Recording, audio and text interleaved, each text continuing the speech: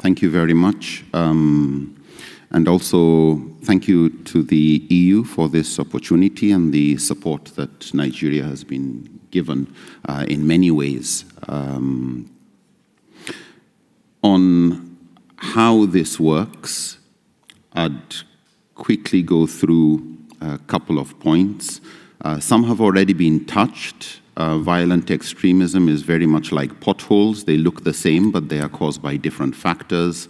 Like COVID, it spreads through contagion, and there's a narrative, but there's usually a grievance behind that. We'll come and look again. But also to remember that violent extremism is not new to any particular religion or region. And they're usually historical bright spots if we want to look into the past to see how was it handled in the past. In the sub-Saharan African region, it's increasingly localized. And so while we are told to think globally and act locally, it's very important here to think locally. Global may be a red herring and a distraction. They exploit communication gaps. So generally, and I would like to say just as with poor healthcare system, so when you've got bad healthcare, you don't solve it with no healthcare. When you've got bad lawyers, you don't solve it by having no lawyers. When you've got bad religion, you don't solve it by no religion. If you do that, you create a vacuum which others would occupy. Violent extremist ideologies generally view themselves as liberation theologists. They view religion as being used to deal with their grievances. There are many interventions, of course, inadequate interventions that look at religious literacy and jurisprudential reasoning. In the UNDP Journey to Extremism in Africa of 2017, and again the one of 2023, they mentioned again and again and again how religious literacy was one of the most powerful forms of resilience building, and that when people were religiously illiterate, they were more gullible to preachers and charismatic individuals. So there's a lot of data out there regarding the greater immunity that religious literacy confers on populations.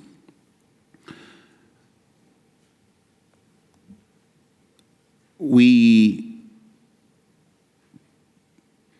called a course Sharia intelligence, along the same lines as emotional intelligence and social intelligence and ecological intelligence. And it was really understanding three fields: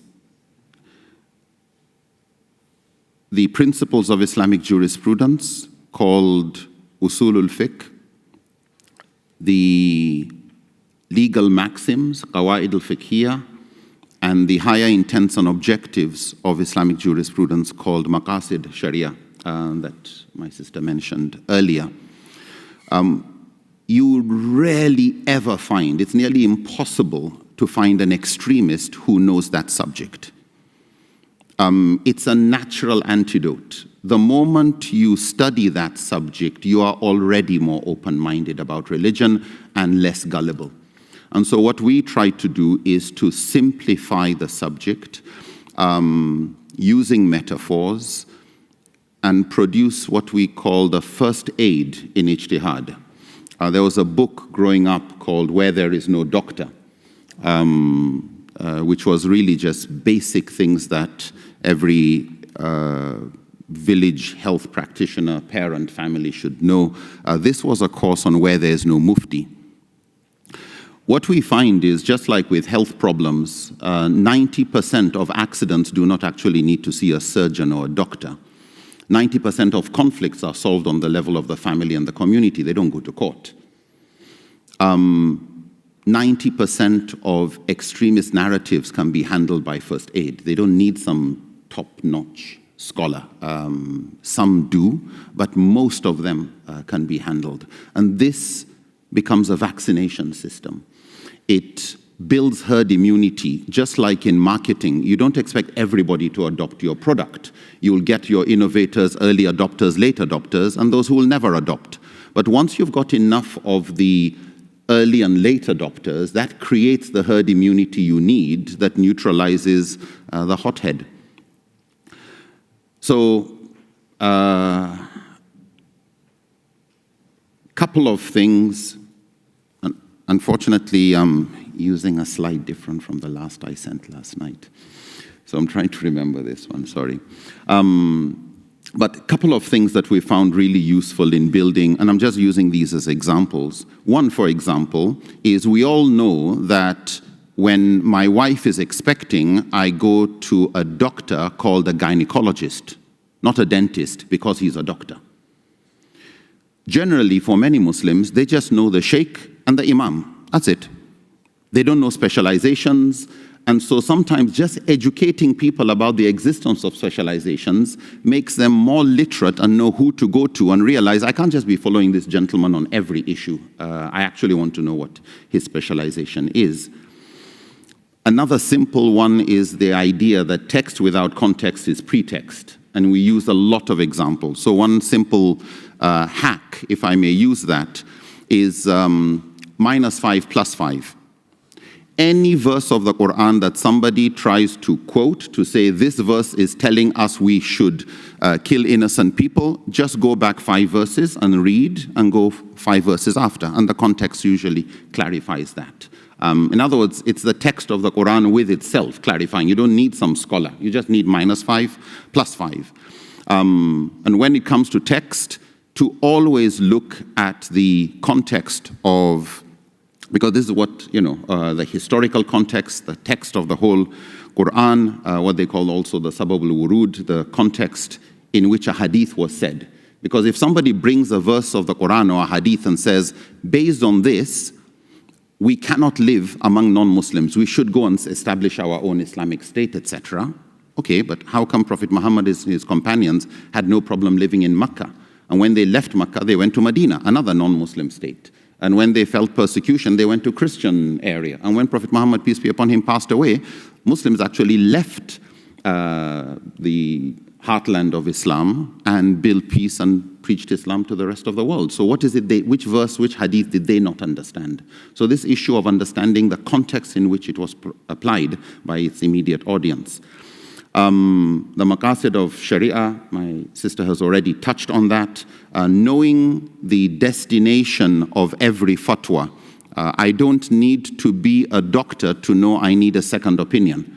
I don't need to know how to drive a car to know that when you keep crossing red lights, you also don't know how to drive a car.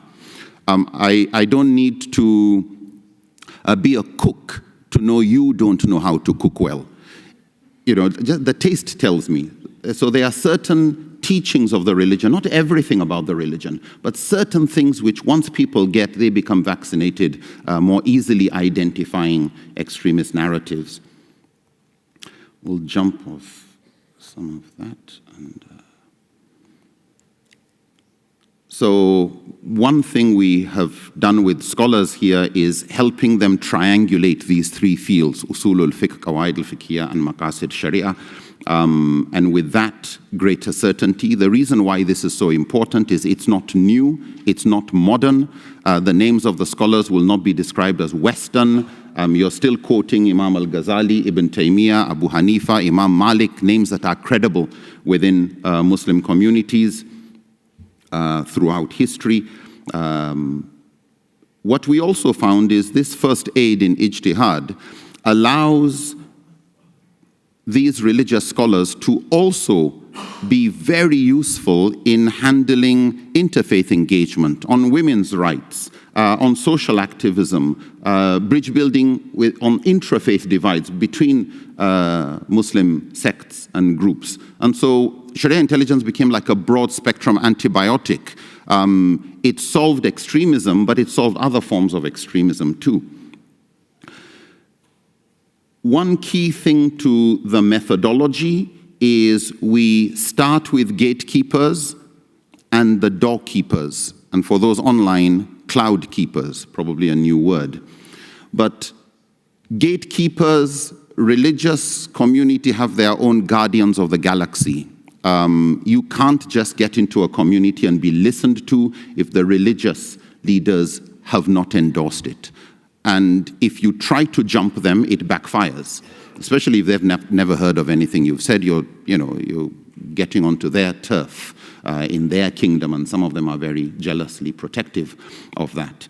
So we start with training the gatekeepers and get them to train the next group, and get them to train the next group. If you only train one person from a community, he becomes a lone ranger. It's not safe for him to speak. So he would usually be quite quiet. We train Sharia intelligence before we deal with the ideological issues of jihad and takfir and hijrah and interfaith relations and all of that. So it's making sure you've got an operating system that's fine before you start downloading new programs on it, not the other way around. If I try to speak to Boko Haram directly, they'll kill me. They won't listen to me. They're what you call the ultra far right.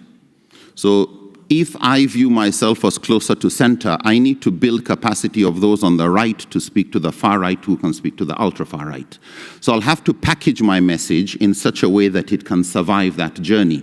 It'll be eroded, but what you want finally is the silver bullet. Not some long talk. You want an argument that will kill a vampire. Sorry for the metaphor, or a werewolf. And you don't want lead bullets. So you want a very concise argument, because that's what the extremists use. They don't come with long lectures. There's a very small, powerful narrative that goes there. And you use the people you have trained to be the local voices for social media purposes, television, etc. We've done a lot of trainings over the years. A couple of things which disturbing, of course, but some of these people had master's degrees and they had to go and change their dissertations because he realized he was presenting something that was wrong, but it tells you how far some extremist ideologies have gone within the system. I will just conclude. We've got result-oriented monitoring experts by the EU to go through our project, and we're very pleased that the impact we were looking for of building greater resilience, allowing the community to own their resilience, because religious leaders and communities have staying power. Politicians come and go, NGOs come and go, but they're there for life. And usually the older they spend in the community, the older they are, the more credible they are, the more experienced they are, the better the networks, the better the trust. So in recommending the integration of Sharia intelligence by any other name, but the key thing is these tools of the critical thinking tools of Islamic jurisprudence to teachers of Islamic studies. A lot of religious authorities find this a breath of fresh air. It gives them strength. They become more credible about their religion. They own it. And so when you leave, they carry on. One gentleman, and I'll end with this, one gentleman who attended the training program about 6-7 months later sent me a text message saying how the training program was life-changing. He said it changed his life. In northern Nigeria, you don't speak like that. You just say thank you for the course. You don't say it changed my life.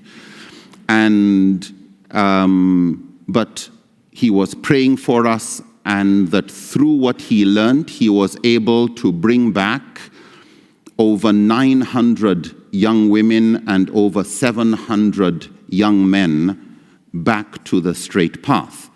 And so he was just saying thank you. So I asked somebody who nominated him for the program, like, this emotional language we're not used to.